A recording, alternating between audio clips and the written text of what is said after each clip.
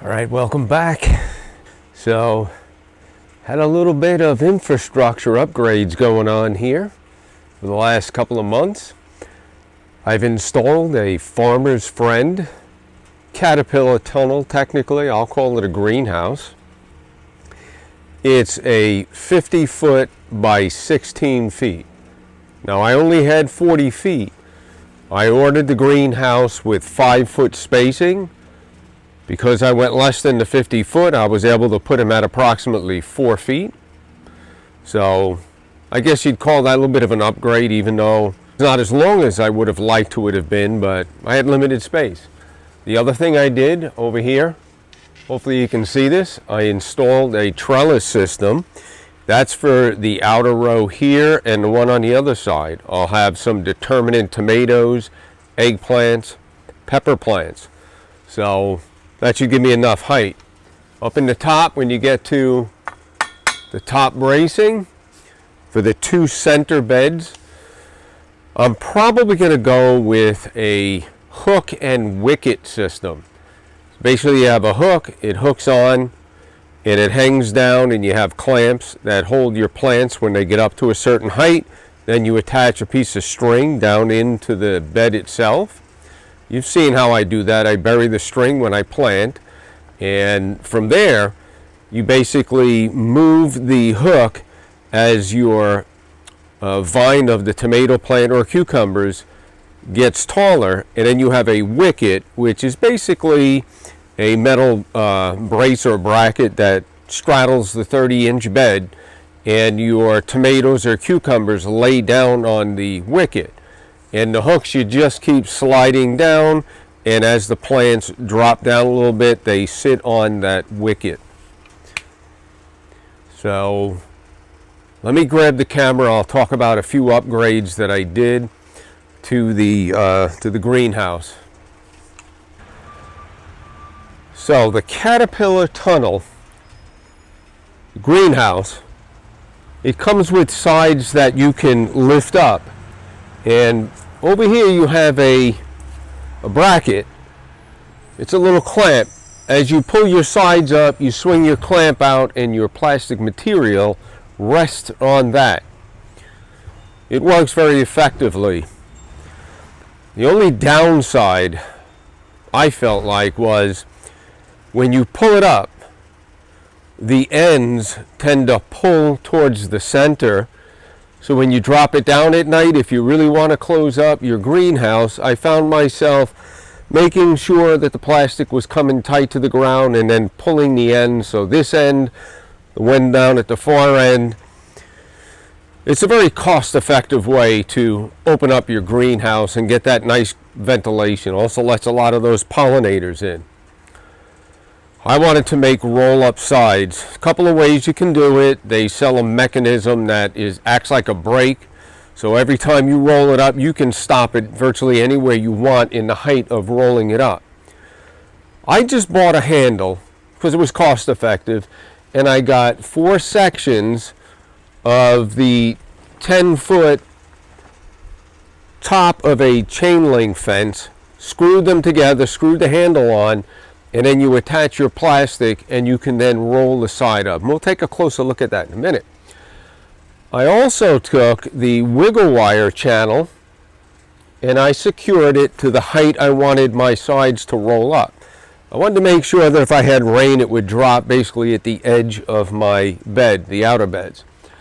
So I screwed the channels into the hoops, and where the channel connected to another one, if it wasn't on a hoop, which it wasn't on any of them, I cut about a 3-inch piece of the channel, reversed it, and from the outside I ran 4 screws to secure it. Now I was able to insert my wiggle wire and keep my plastic right here. Now when I roll the sides up, as I say, I'll show you in a minute, it comes right up to there, and I put a couple of pieces of rope to secure it. You don't have to, it works just fine. The other upgrade I did is I went with I made it. It's a scissor door. All right, so up at the top there's a purlin, Again, it's that same fencing. It's all, I believe, 1 3/8, but it's 14 gauge. The stuff I bought at the big box store is 17 gauge. I added a little piece of that railing. I have two 10-foot pieces of upper chain link fence railing. I secured wiggle wire channel, and I used that to secure the plastic. And up top, you have a clamp that goes around that extra piece I put onto that purlin, and that made for a nice scissor door. It's really quick to open up this greenhouse, probably 2-3 minutes to roll it up, open the sides up. I have some multi-adjustable bungee cords. We'll take a little bit better look at that in just a minute. What else did I do? Yeah, this is the Gothic tunnel 16-foot Pro, which means it came with a lift kit. It came with a solid center purlin and the extra bracing up at the top and the wind bracing.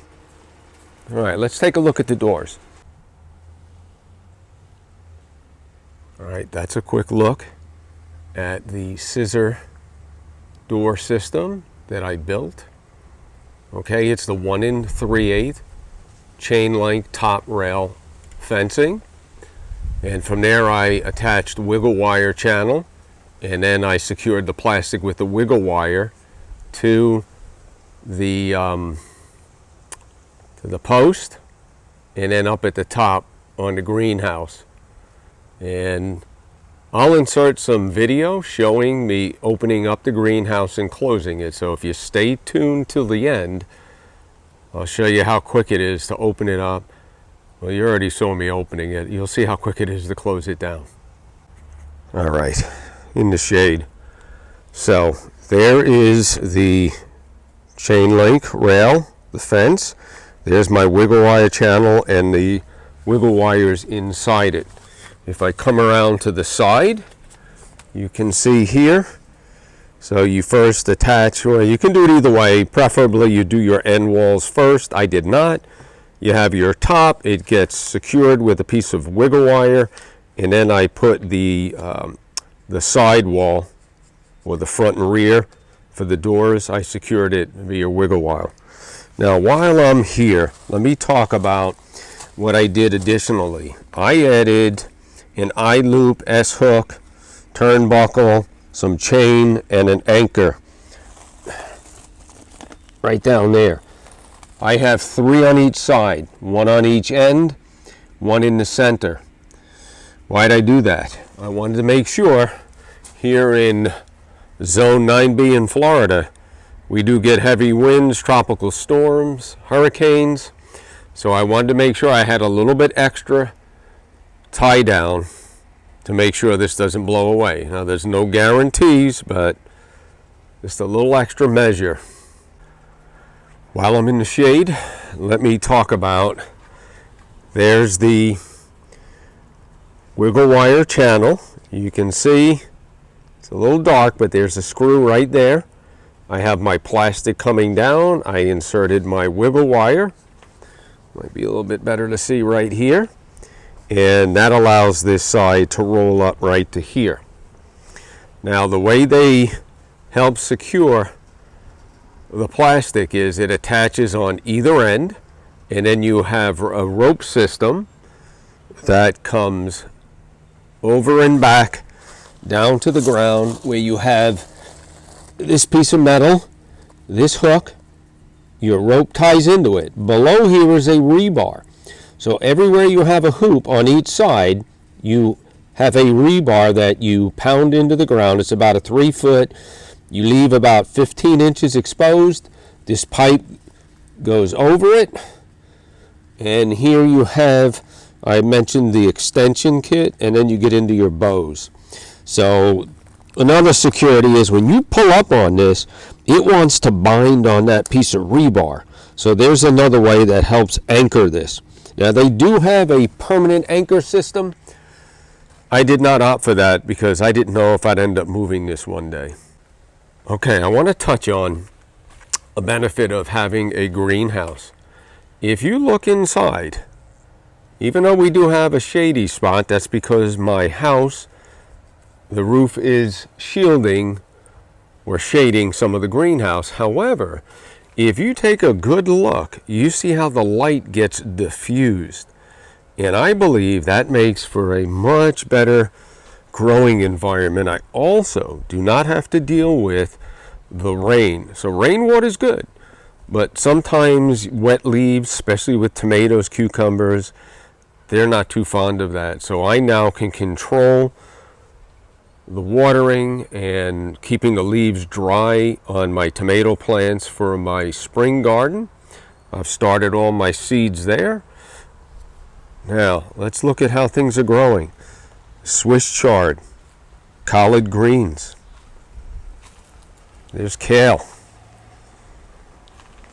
I have fig trees in here, some fruit trees, some mulberries, a rosemary. I'm keeping my Meyer lemon tree. I'm just going to keep it small.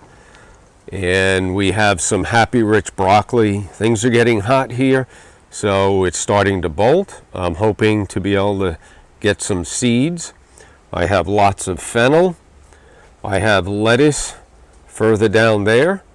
I have Happy Rich broccoli, and the yellow is the broccoli rabe. I've gotten tons of florets. I'm now letting that go to seed as well. I want to give you a shot of the top of the hoops, the bows. That's the cross bracing. I'll have metal electric conduit that'll run one on each side, and then the hook for the hook and wicket system will attach there. All right, look at that Swiss chard. Look at the color, spectacular. There's the kale. I have lots of lettuce, so I'm doing what's called interplanting. So there's a red colored lettuce. There's the fennel. Now I have a green lettuce mix here, and this is succession planting. So as I continue on down, it gets to be newer seedlings, so you'll see they're smaller. Okay? Now, while I'm right here, let's take a look at, I have so many beets that I've interplanted. All right? Look at the size of those. And these aren't even the biggest ones. So everything's thriving. If you've been a subscriber and have been following along, you guys know I love to propagate. Look at the size of that branch off my Thai dwarf mulberry. Look at the growth on that. It's spectacular, and it's loaded with fruit. I've got carrots back here. I have, this is that Happy Rich broccoli right here. This is so good. It's so sweet. We eat that raw in our salad every night. And this is escarole. And there's the broccoli rabe. And I'm already getting the seed pods. I can get that to focus right there. These plants are from seeds that I harvested from last year's growth. And that's just looking back the other way. As I mentioned at the end of the video, you'll see me closing up the greenhouse. This is just another section of fence post pounded into the ground. I have a nut and bolt that secures each of the doors. My drip tape irrigation is still applicable. If anything, it'll be even better. And I still have my wobbler systems. I'll probably add another head. I do have a shade cloth. Should be here in the next day or two. I went with a 30%. It is white, so it will be even cooler. And at some point, I'm going to update my original greenhouse that I built from scratch.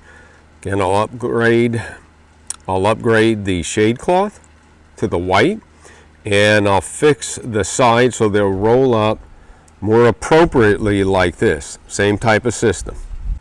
Now, I talked about the handle I purchased right here. I believe I got this from Tunnel Vision Greenhouses. It just screws in to your section of fence post. I believe they were $23 or $26 each. They're really well made. So it was cost effective for me to just buy two, one for each side, versus fabricating something myself. Now I want to give you an overall view. There's the scissor door. You can see the mechanism at top. As I say at the end of the video, you'll see me close it up. There's the roll up side. If you started from the beginning of the video, you saw me roll it up. And midway, I have a hook and a little section of rope to help secure it, take the pressure off the plastic. Don't know if that was necessary, but that's just what I do. All right, so at the end of the video, I will have a photo montage of the assembly and pulling the plastic over, and just lots of stuff we've been harvesting.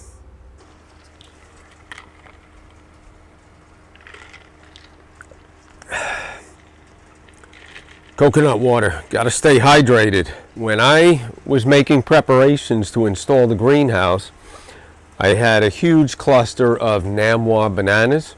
They had to go. I slowly chopped them from the top, working my way down. I dug the stumps out. Along the way, I got severely dehydrated and I ended up in the emergency room. Yeah.